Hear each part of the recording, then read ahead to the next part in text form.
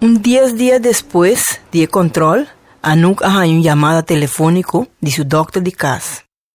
Su doctor de casa ha recibido y responde del control público. Lamentablemente, Anouk su resultado no estaba tan bon. Met Anouk Gomez. Met dokter Maat.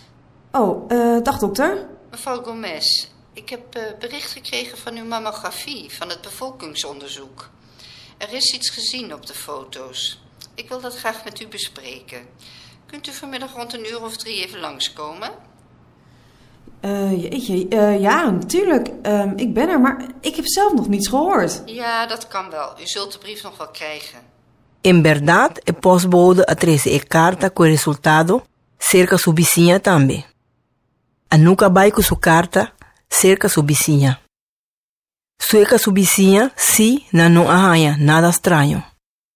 Anouk ha sentido bon de poder compartir el momento aquí con su vizinha.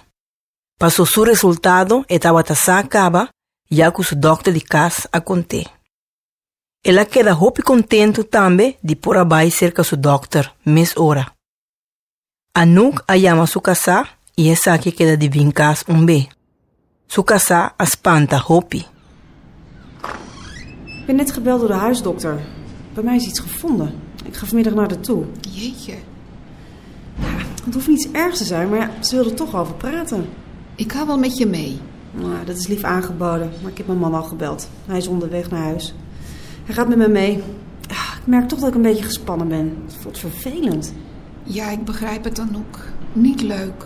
Ik voel echt met je mee. Ja, ik voel me echt een beetje raar nu. Raar? Ik mankeer toch niks? Ik weet het niet. Hé, hoe was jouw uitslag eigenlijk? Goed, gelukkig. Geen afwijkingen. Oh, wat fijn voor je. Weet je wat? We gaan even wandelen. Een beetje frisse lucht zal ons goed doen. Het is schrikken, Anouk. Ook voor mij. Ja, wandelen. Dat vind ik een goed idee. Ik ben echt een beetje van slag.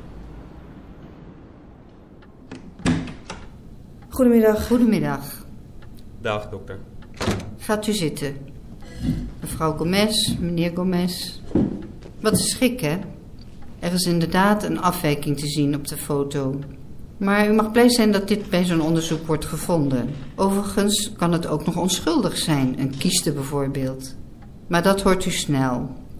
Ik heb meteen maar een afspraak voor u geregeld in het ziekenhuis. Afdeling chirurgie op de Mamapoli.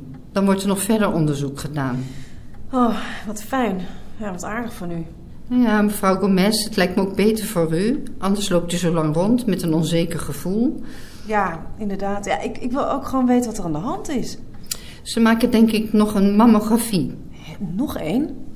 Ja, inderdaad, dat is voor de zekerheid. En ze maken ook nog een echo. Daarop kan de chirurg weer meer zien.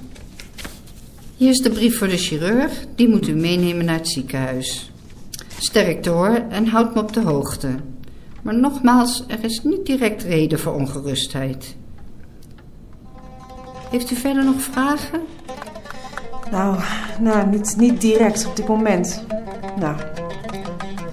Dag dokter. Dag mevrouw Gomez. Anouk vai ao hospital. Lastimamente, a resultar que estava tinha tumor na seu pecho. Danke Deus, se uno chiquito e ela vai operar dentro de par de dias. Ela ha uma operação para spar seu pecho. Sobrar não se lo tende. Pero sí, ela queda contento que este tumor a descobrir pouco temprano.